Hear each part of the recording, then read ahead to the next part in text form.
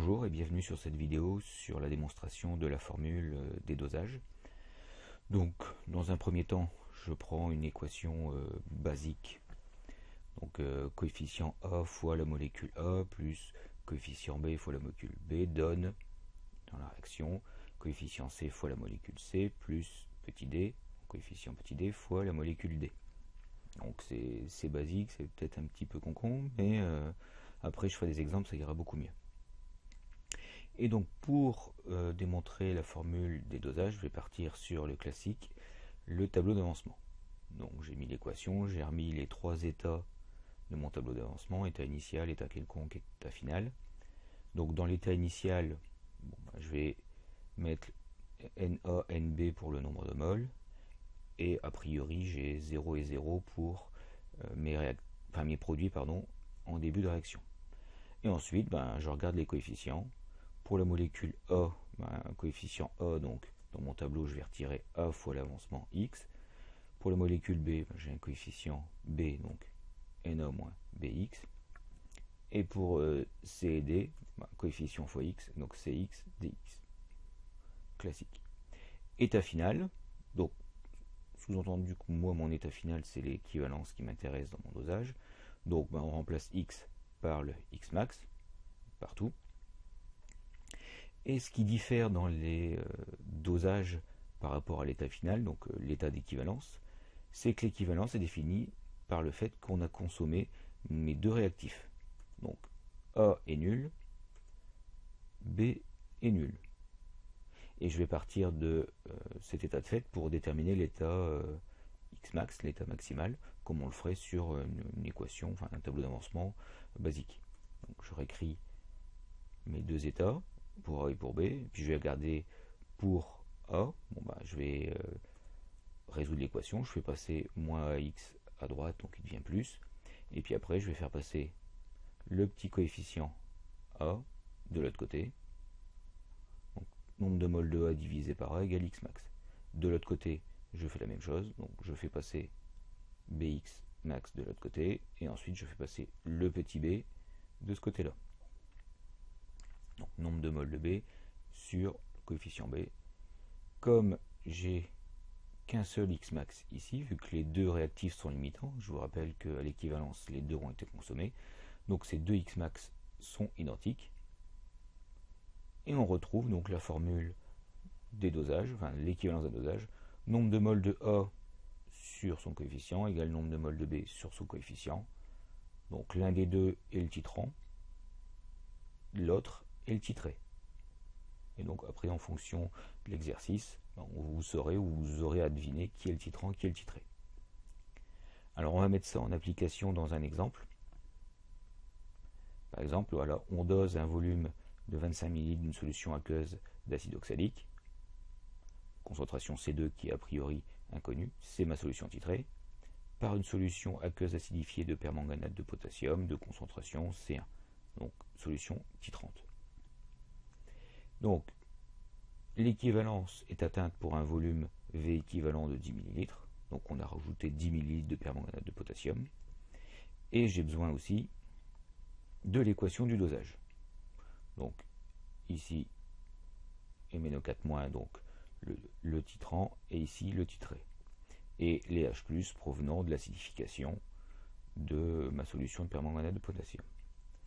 Donc, je vais commencer par écrire ma relation à l'équivalence. Donc j'écris à l'équivalence, vu qu'a priori ma formule ne marche que si on est à l'équivalence. Sinon ça ne marche pas, il faut repasser par le tableau d'avancement et puis définir l'état qui nous intéresse. Donc ce qui m'intéresse moi, c'est titrant titré, donc MnO4-, nombre de moles sur son coefficient, donc a priori 2. Et l'autre, le titrant, H+, m'intéresse absolument pas. Donc nombre de moles de l'acide oxalique sur son coefficient 5. Voilà l'application bête et méchante de ma formule. Maintenant, je vais aller plus loin, je vais quand même essayer de chercher la concentration de la solution inconnue, vu qu'un dosage, a priori, ça sert à ça. Donc je repars de la formule, et là, ce que je vais faire, c'est que, comme j'ai des nombres de moles, je pioche dans ma formule, dans mes formules de nombre de moles, qu'est-ce qui pourrait être utile? Moi je sais que n égale c fois v, et donc je vais remplacer c fois v en fonction des valeurs, enfin des données pour l'instant, je remplacerai qu'à la fin, qu'on me donne dans l'exercice.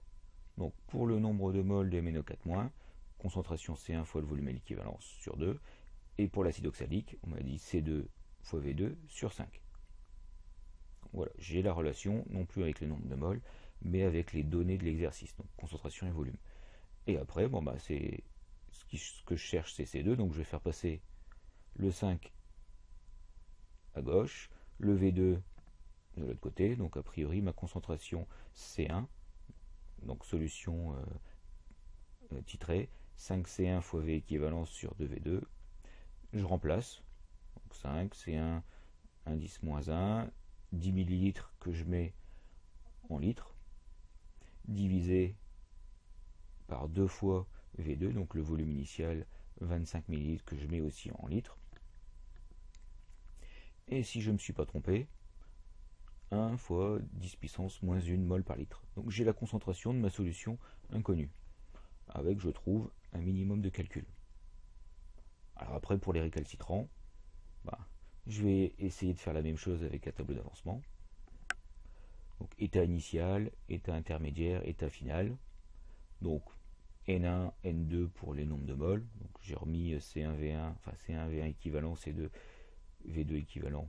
Mais a priori, je vais plutôt partir des nombres de moles comme dans ma formule du cours. Donc état intermédiaire, N1 moins 2x. À côté, N2 moins 5x. H+, oui, je ne l'ai pas dit, il était en... On peut supposer qu'il est en excès vu qu'on a acidifié pour être sûr d'avoir des H+, pour que la réaction se fasse. Alors après, si on suppose qu'il n'est pas en excès, on mettra N3 et puis on le fera avec N3. De l'autre côté, 0 et 0. Et H2O qui est toujours en excès, on est dans l'eau, c'est le solvant. Donc, je le mets par conscience, excès, 2x, 10x, excès beaucoup. État final, je remplace tout par xmax. Et pareil, je vais chercher les xmax pour chaque réactif. Donc d'abord pour l'acide oxalique, donc a priori N2 moins 5x max égale 0. De l'autre côté, pour le permanganate et MnO4-, N1 moins 2x max égale à 0. Je vous rappelle, on est dans un dosage. L'état final qui m'intéresse dans le dosage, c'est l'équivalence, l'instant où les deux réactifs ont disparu. Et après, je résous. X max pour le premier, je fais passer le N2 de l'autre côté, le 5, N2 sur 5. Et pour N1, j'aurai, pour l'autre X max, N1 sur 2 égale X max. Et après, comme les deux réactifs sont limitants, les deux X max sont identiques, je retombe pile poil sur la formule que j'avais obtenue en appliquant directement la formule. Donc moi je suis plutôt partisan d'utiliser la formule directement avec les nombres de moles sur coefficient. Après, si on veut vous embêter un petit peu le jour du bac, on va vous donner un tableau en vous demandant de retrouver la formule. Mais si c'est pas écrit, si on vous demande juste de trouver la concentration, le nombre de moles de l'espèce inconnue, vous embêtez pas, partez sur la formule avec les nombres de moles et les coefficients. Voilà pour cette capsule. Maintenant, il ne reste plus qu'à vous entraîner sur des sujets concrets. Bon courage à vous.